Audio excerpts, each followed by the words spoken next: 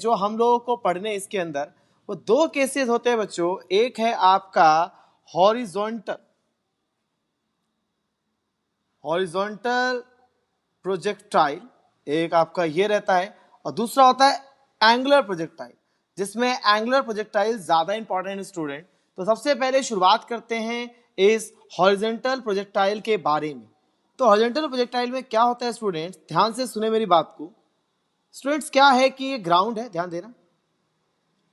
इस ग्राउंड पे कोई बिल्डिंग है या आपका घर है, कुछ भी बच्चों, एक सर्टेन हाइट पे आप खड़े हैं।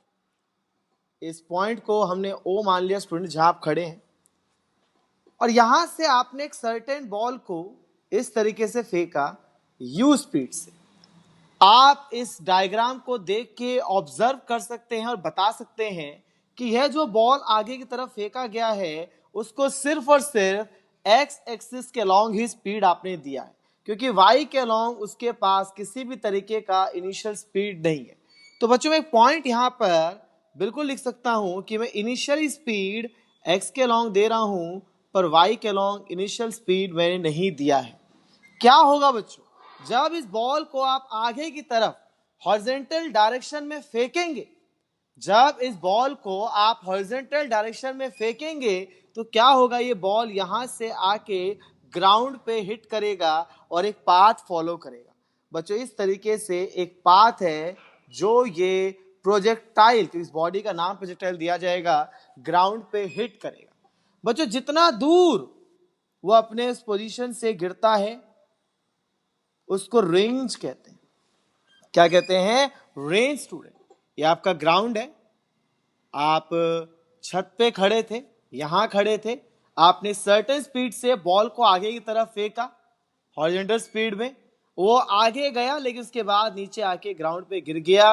ग्राउंड पे जहां गिरा उसका इनिशियल पॉइंट से एक्स के अलोंग जो डिस्टेंस है बच्चों, उसका नाम दिया जाता है रेंज। क्या नाम दिया जाता है, रेंज। एक चीज बच्चों ध्यान रखें, एक्स के अलोंग पूरे प्रोजेक्टाइल में, चाहे वो हॉरिजॉन्टल हो चाहे वो एंगुलर हो, एक्स के अलोंग किसी भी तरीके का एक्सेलरेशन नहीं होता। बच्चों ऐसा इसलिए होता है क्योंकि हम एक्स के अलोंग क्या करते हैं, एक चीज नेग्लेक्ट करके चलते हैं बच्चों, और वो है एयर। क्या नेग्लेक्ट करते बच्चों, एयर को नेग्लेक्ट करके चलते हैं, ठीक है। एयर फ्लो फ्रिक्शन है, उसको नेग्लेक्ट करके चलते हैं, जिसकी वजह से एक्स के अलोंग एक्सेलरेशन 0 मानते हैं बच्चों। लेकिन वाई के अलोंग जो एक्सेलरेशन है, वाई मतलब बच्चों इस एक्सिस की बात हो गई, बॉल नीचे जा रहा है, आप ध्यान दें बच्चों, बॉल नीचे जा रहा है, ग्रेविटी भी नीचे लगता है, बॉल नीचे जा रहा है, ग्रेविटी भी नीचे लगता है, इसका मतलब यहां पर वाई के अलोंग ग्रेविटी होगा +g। और एक दो पॉइंट्स ध्यान से सुनना बच्चों, इसका डेरिवेशन शुरू करते हैं हम लोग। ये जो रास्ता, ये जो पाथ ये कवर करता हुआ नीचे आया है, यह जो रास्ता, यह जो पाथ वो ऊपर से कवर करता हुआ नीचे आया है, इस रास्ते को, इस पाथ को ट्रेजेक्ट्री कहते हैं बच्चों। क्या कहते हैं, ट्रेजेक्ट्री। जो मैं यहां लिख रहा हूं बच्चों, the path covered by the projectile is called trajectory, is called trajectory. ध्यान रखिए बच्चों, जो पाथ उस प्रोजेक्टाइल ने कवर किया है, उस पाथ को कहते हैं ट्रेजेक्ट्री। और जितना दूर वो जाके गिरा है, द मैक्सिमम, जो पाथ उसने कवर किया बच्चों बता दो, रुक जाओ, द मैक्सिमम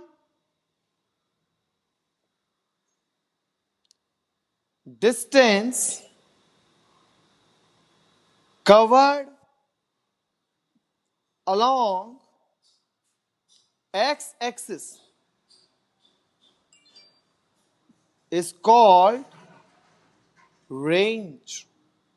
बच्चों जितना दूर वो एक्स एक्सिस के अलॉन्ग गिरा, वह कहलाता है उसका रेंज।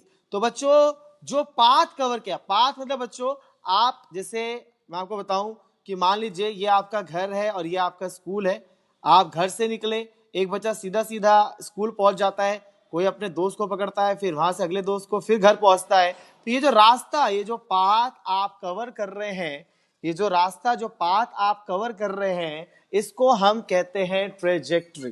क्या कहते हैं बच्चों? ट्रेजेक्ट्री। जो रास्ता आपने कवर किया, तो बच्चों इस ओ पॉइंट पे आपने बॉल को आगे की तरफ फेंका था, तो इस रास्ते को, जो रास्ता उसने कवर किया बच्चों, उस रास्ते को, ये जो पूरा रास्ता मैं आपको दिखा रहा हूं इस तरीके से, इसी रास्ते को ट्रेजेक्ट्री कहा जाता है बच्चों। और जितनी देर तक वो हवा में रहा, जितनी देर तक वो हवा में रहा, उसको कहा जाता है टाइम ऑफ फ्लाइट। क्या कहा जाता है बच्चों? Time of flight. It is the total time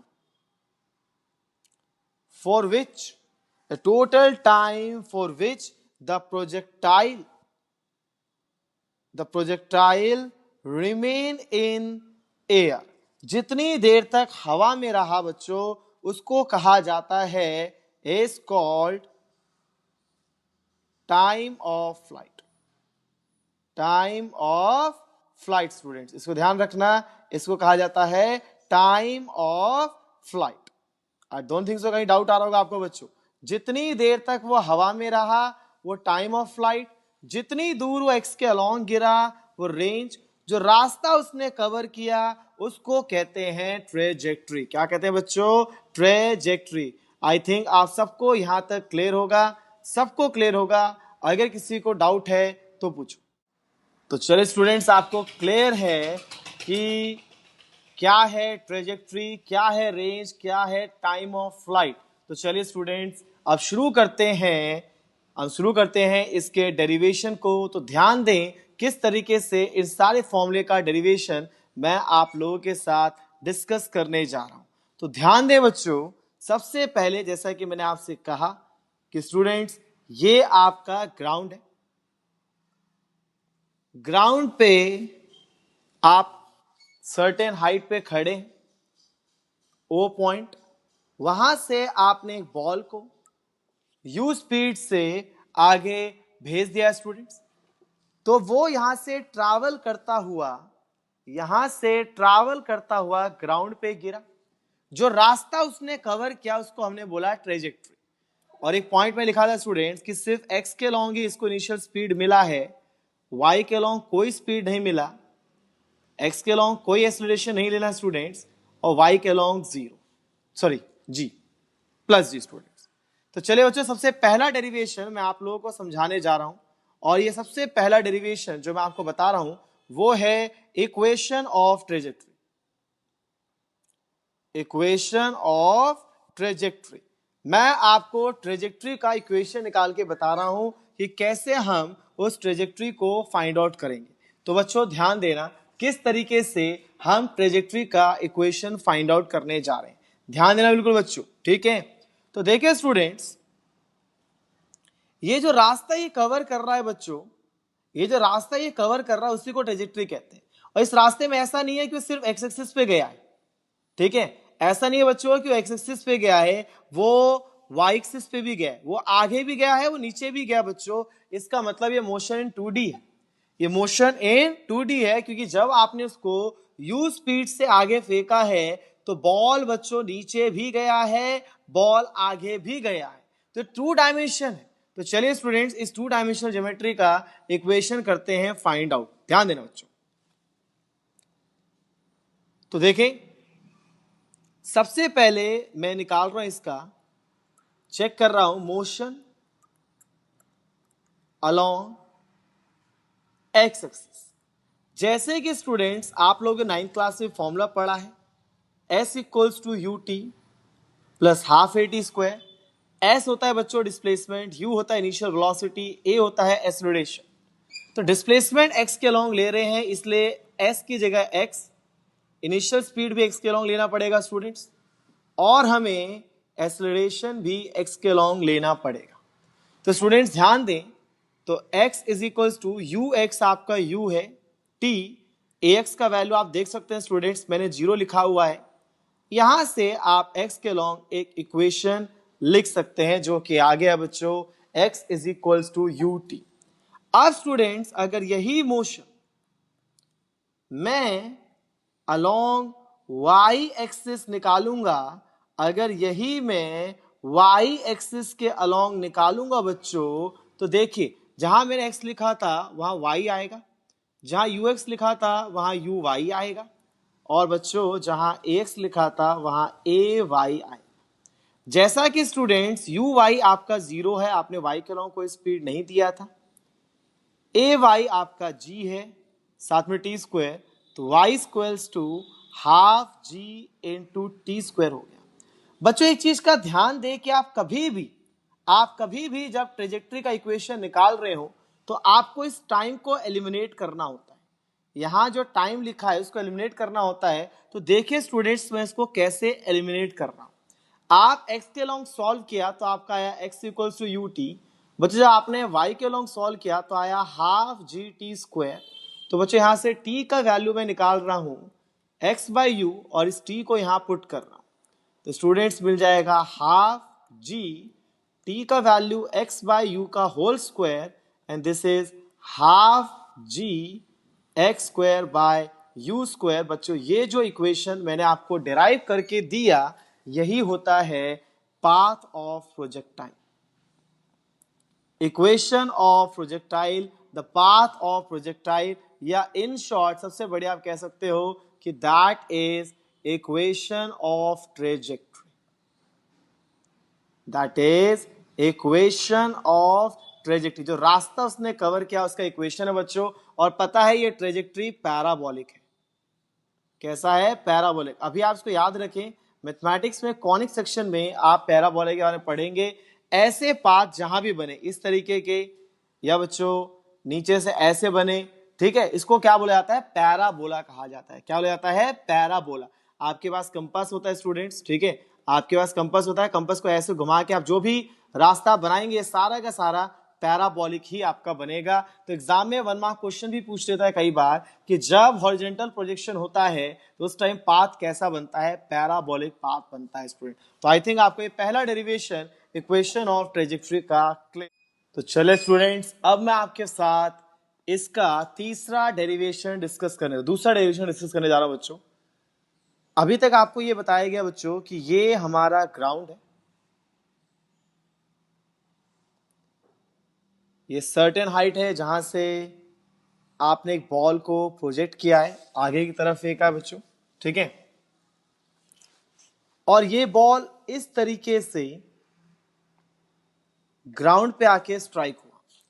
बच्चों ये बता दिया आपको कि जो पाथ ये कवर करता है उसको कहते हैं प्रोजेक्टाइल। जितना दूर ये गिरता है बच्चों, जितना दूर ये ग्राउंड पे गिरता है उसको बोलते हैं रेंज। और बच्चों जितनी देर तक ये हवा में रहेगा, जितनी देर तक ये हवा में रहेगा, एयर में रहेगा ये बॉल, उसको कहते हैं टाइम ऑफ फ्लाइट। तो बच्चों मैं आपसे अब वही डिस्कस करने जा रहा हूं, टाइम ऑफ फ्लाइट का डेरिवेशन। तो ध्यान देना बच्चों, मैं आपसे डिस्कस कर रहा हूं टाइम ऑफ फ्लाइट। जो मैं आपको बता चुका हूं, टाइम ऑफ फ्लाइट का मतलब होता है कितनी देर तक वो हवा में रहा है बच्चों। तो आपको बताया मैंने कि एक्स के लॉन्ग तो आपने यहां स्पीड दिया है, वाई के लॉन्ग कोई स्पीड नहीं दिया है। एक्स के लॉन्ग क्योंकि हम एयर को नेग्लेक्ट करके चल रहे हैं, एयर रेजिस्टेंस को, इसलिए एक्सीलरेशन 0 है। और वाई के लॉन्ग एक्सीलरेशन बच्चों प्लस जी, क्योंकि नीचे की तरफ बॉल आ रहा है। बच्चों एक पॉइंट बिल्कुल ध्यान से सुनना बच्चों, जो मैं आपको बता रहा हूं बिल्कुल ध्यान से। अगर स्टूडेंट्स इसका हाइट h, अगर स्टूडेंट इसका हाइट h है तो ध्यान देना बच्चों, जब ये बॉल, ध्यान सुनिएगा बच्चों, जब ये बॉल यहां पहुंचा होगा, ध्यान सुनना स्टूडेंट्स बिल्कुल ध्यान से, जब ये बॉल यहां पहुंचा होगा इतना डिस्प्लेसमेंट वो एक्स के लॉन्ग कर चुका होगा, और इतना डिस्प्लेसमेंट वाई के लॉन्ग, इतना नीचे आ चुका होगा बच्चों, इतना एक्स के लॉन्ग डिस्प्लेसमेंट कर चुका होगा, इतना वाई।